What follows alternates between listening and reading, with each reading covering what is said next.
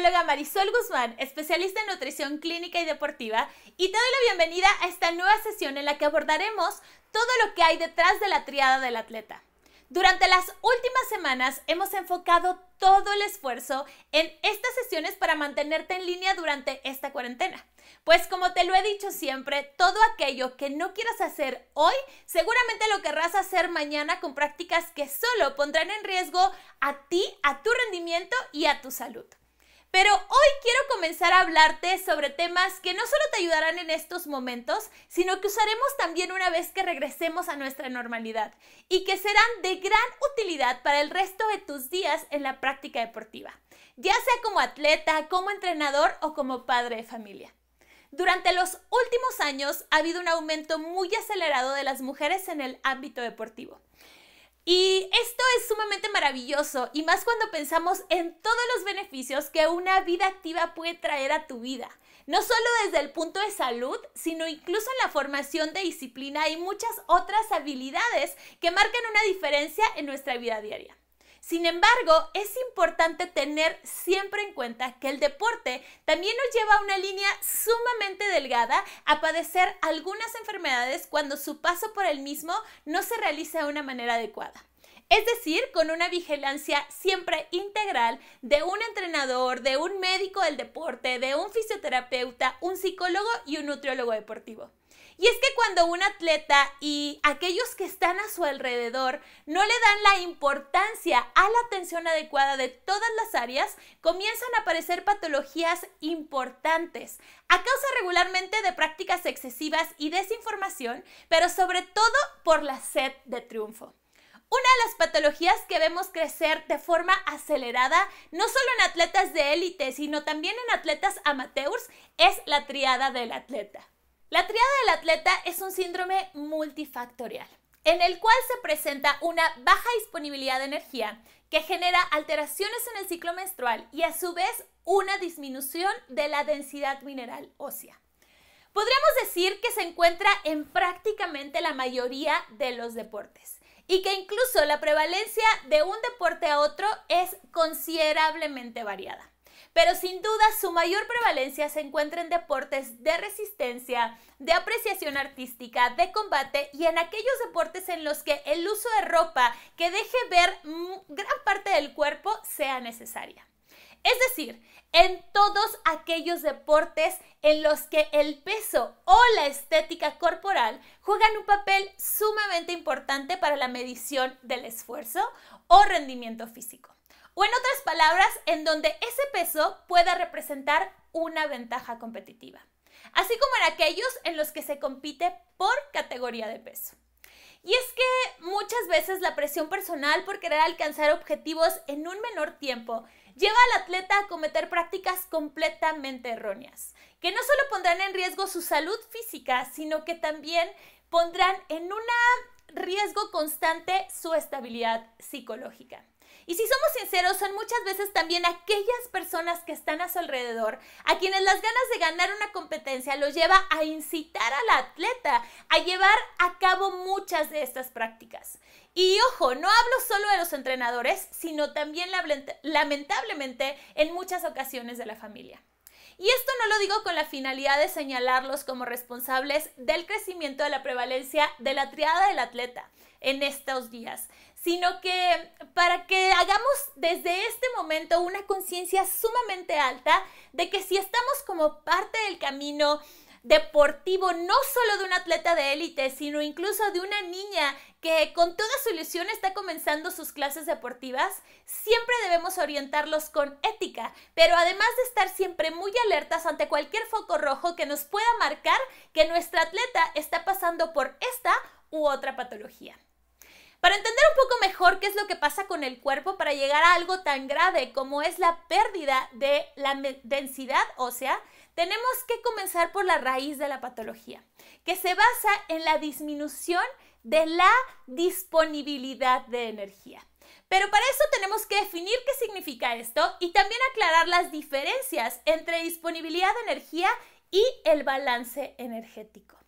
La disponibilidad de energía es la cantidad de energía dietética para todas las funciones fisiológicas después de tener en cuenta el gasto de energía del ejercicio. Es decir, la cantidad de energía restante disponible para ver, oír, hablar, respirar después de tu ejercicio físico, mientras que el balance energético no es más allá que la diferencia entre tu gasto y tu consumo de energía.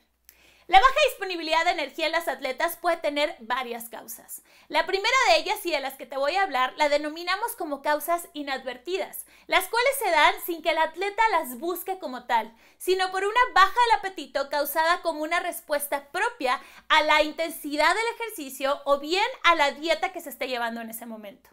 En estos casos será importantísimo hablar con el atleta y hacerle ver que, así como la sed no es un indicador confiable de las necesidades de agua, el apetito es un indicador poco confiable de las necesidades energéticas. Es decir, si mi atleta es cierto que puede no sentir hambre después de entrenar, pero para su cuerpo, esos primeros minutos posteriores al entrenamiento, la ventana de recuperación, son los más vitales para la recuperación de sus fibras musculares y asegurar un excelente rendimiento en el siguiente entrenamiento. Por lo que aún sin hambre deberá ser un consumo adecuado y recomendado siempre por un nutriólogo. El segundo tipo de causas son las intencionales, es decir, cuando el atleta está poniendo mucho esfuerzo en disminuir su grasa corporal y para lograrlo está dispuesta a someterse a dietas sumamente estrictas y a hacer regímenes de ejercicio que incluso van por fuera de lo que le dicta su entrenador. Incluso en muchas de ellas podemos ya encontrar algunas conductas más fuertes como son ayunos prolongados, vómitos o usos de laxantes.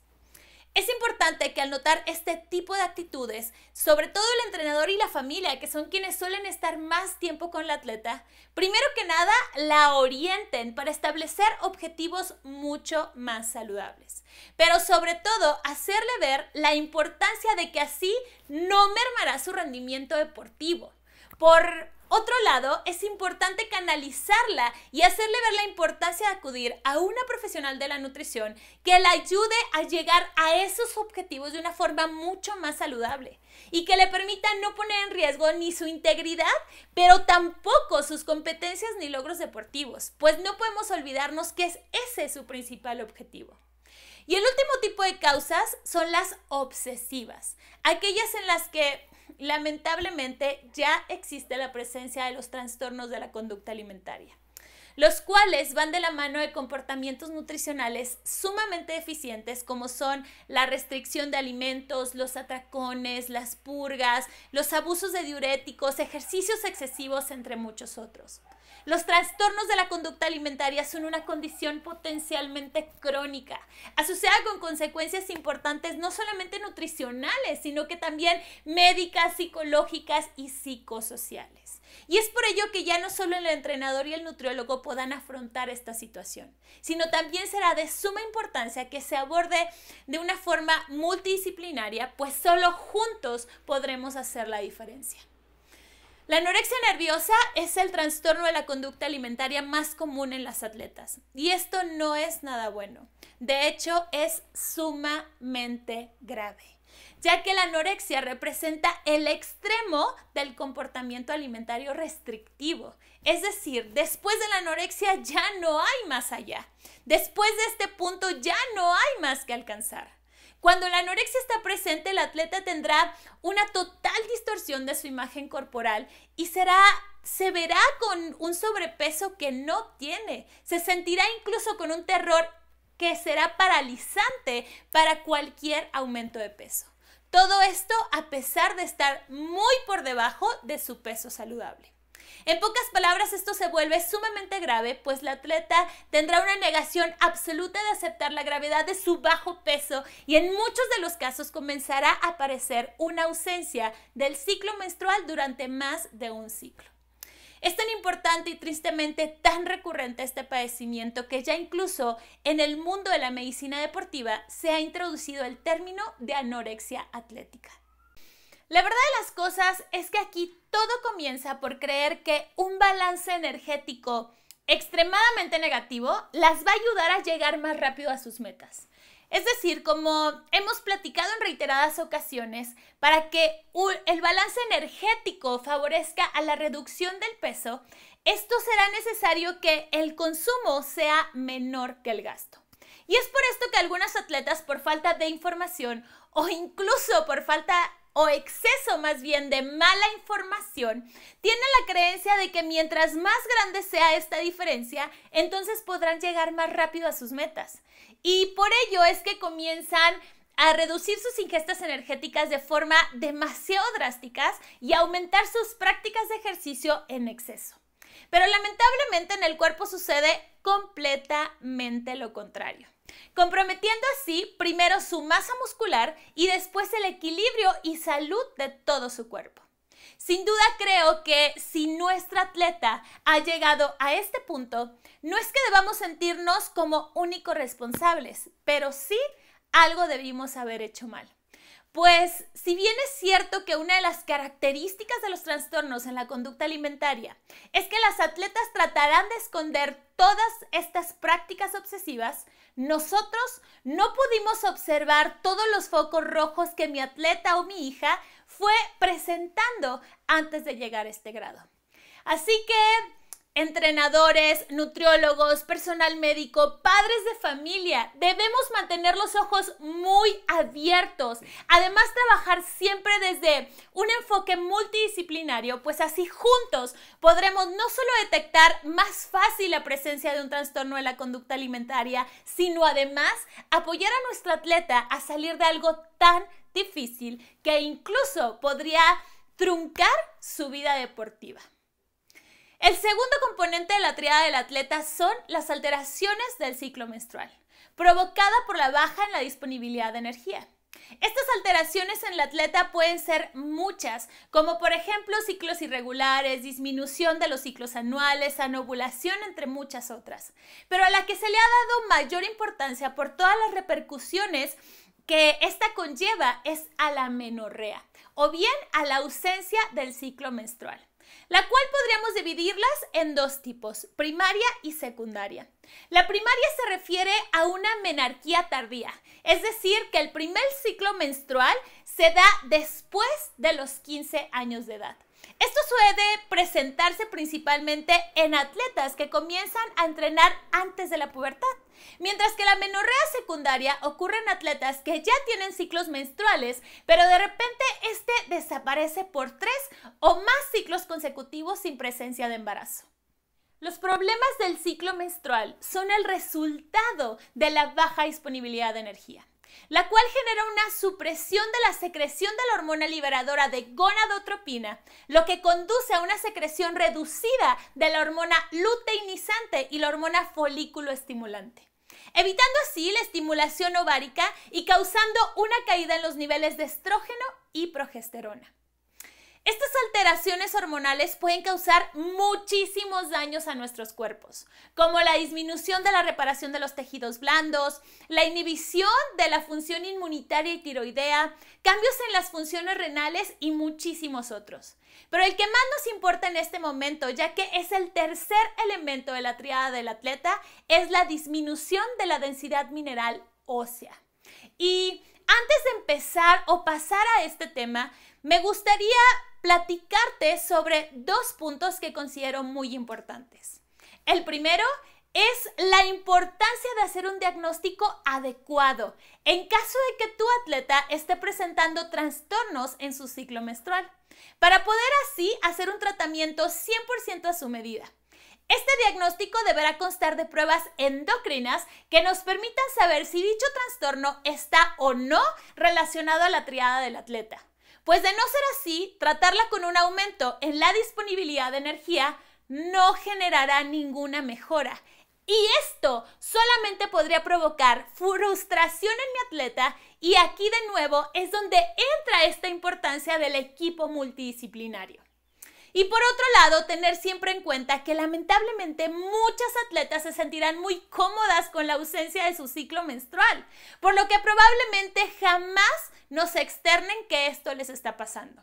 Y esto debido a que muchos estudios han demostrado que justo en la fase premenstrual y durante la menstruación se han detectado muchos efectos negativos en el rendimiento deportivo. Y esto se va a dar debido al aumento de peso por la retención de líquidos, al aumento de la glucosa sanguínea basal, a los cambios de ánimo, las modificaciones del sueño y al aumento de la motilidad gástrica. Así que, una vez más, mucho ojo para identificar cualquier tipo de estos focos rojos. Por último, la disminución en la densidad mineral ósea, el tercer elemento de la tríada del atleta, provocado también por la baja disponibilidad de energía.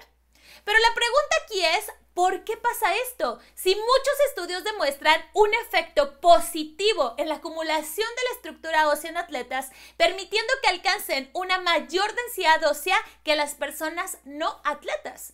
Pues bien, los huesos, al igual que otros tejidos, están en constante remodelación, degradando el hueso viejo y formando hueso nuevo. Pero la baja densidad de energía o disponibilidad de energía altera el funcionamiento de los ovarios y a su vez los niveles de estrógeno, lo cual aumenta la tasa de degradación y disminuye la deformación de hueso, lo que ocasiona una pérdida progresiva de masa ósea u osteoporosis en las atletas en edad adulta, mientras que en las atletas adolescentes no les permite alcanzar la masa ósea que podrían haber alcanzado o que alcanzan otras jóvenes. La osteoporosis en atletas femeninas se refiere a la pérdida prematura y la formación inadecuada de hueso, lo que va a resultar en baja densidad mineral ósea, que a su vez traerá un deterioro de la arquitectura del cuerpo, que a su vez traerá una mayor fragilidad esquelética y por ende un mayor riesgo a fracturas. Los expertos concuerdan en que mientras la amenorrea o ausencia de la menstruación es reversible, restableciendo toda la cadena de incremento de disponibilidad de energía, la osteoporosis es un problema mucho más serio, pues no hay vuelta atrás. Es por ello que en el periodo de edad que va de la preadolescencia hasta la edad adulta es especialmente importante. Pues es entonces cuando la formación de masa ósea llega a su máximo punto para estancarse alrededor de los 30 años. Así que todo lo que no se haya obtenido hasta ese entonces no podrá recuperarse después. Incluso en algunos estudios dicen que la masa ósea que hayamos logrado en esta etapa dependerá también el comportamiento de la menopausia y fenómenos femeninos. Ya que conocemos qué es y cómo se desarrolla la triada del atleta, es importante mencionar que la intervención siempre requerirá de un aumento de la disponibilidad energética, ya sea mediante el incremento de la ingesta energética, de la reducción del gasto energético o bien una combinación 100% adecuada de ambos. Todo esto no solo de la mano del o la nutrióloga, sino también del involucramiento de los entrenadores, psicólogos, médicos y aún más importante de los padres de familia. Se recomienda incluso que la intervención siempre se planifique 100% de la mano del nutriólogo y el entrenador para que juntos, en base a los ciclos de entrenamiento, puedan determinar en qué punto el requerimiento deberá ser mayor y en qué momento podemos hacer una disminución sin que esto represente un riesgo para el atleta, pero sí lo ayude a lograr sus objetivos en un menor tiempo. Esta intervención se hará siempre partiendo de cuál es el gasto energético total del atleta para sus funciones metabólicas o basales y cuál es el gasto energético total de sus entrenamientos. Y en base al total de estas dos, hacer las modificaciones necesarias según el objetivo a lograr. Pero además, eliminar por completo la mentalidad de ganar a toda costa. Recordar en todo momento que mi atleta, antes de una atleta, es una persona, es una mujer. Hemos llegado al final de nuestra sesión y una vez más te agradezco enormemente por acompañarme. Déjame tus comentarios e incluso si deseas la sugerencia de algún tema que te gustaría conocer para que podamos incluirlo en el programa. Y no dejes de estar atento a todas las actividades que la Federación Mexicana de Taekwondo tiene preparadas para ti esta semana. Hasta la próxima.